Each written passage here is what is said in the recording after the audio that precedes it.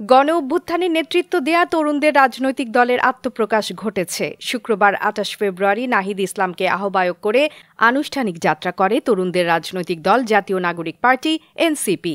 আর তরুণদের এই নতুন রাজনৈতিক দলকে স্বাগত জানিয়েছেন নিরাপদ সড়ক চাই সংগঠনের প্রতিষ্ঠাতা চেয়ারম্যান ও চিত্রনায়ক ইলিয়াস কাঞ্চন।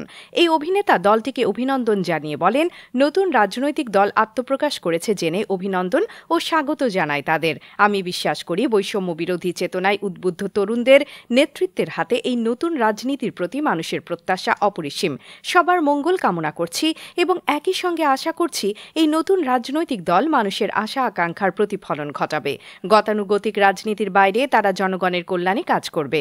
ইলিয়াস কাঞ্চন বলেন, আমি মনে করি বিদ্যমান অন্য সব রাজনৈতিক দলগুলো যেভাবে কাজ করছে সেভাবে কাজ করলেই কেবল হবে না, তাদের নতুন চিন্তাভাবনা, নতুন জাগরণের মাধ্যমে বিশেষ করে জুলাই বিপ্লব ও ৫ আগস্টের চেতনাকে ধারণ করে দল পরিচালনা করতে হবে। জুলাই বিপ্লবের পর মানুষ যে স্বপ্ন আশা আকাঙ্ক্ষা দেখেছিল সেসব যেন তারা জাতির জন্য পূরণ করে এবং পূরণের জন্য সর্বাত্মক চেষ্টা করে। নতুন রাজনৈতিক দলের প্রতি আহ্বান জানিয়ে তিনি আরও বলেন, মানুষ সমালোচনা করবে, কিন্তু সেই সমালোচনাকে সুন্দরভাবে আপনারা গ্রহণ করবেন এবং সেসবের মধ্যে যদি আপনাদের জন্য উপকারী কিছু থাকে তাহলে সেসব অবশ্যই গ্রহণ করবেন। চিত্রনায়ক ইলিয়াস কাঞ্চন বলেন, আপনাদের সবার শুভকামনা করছি।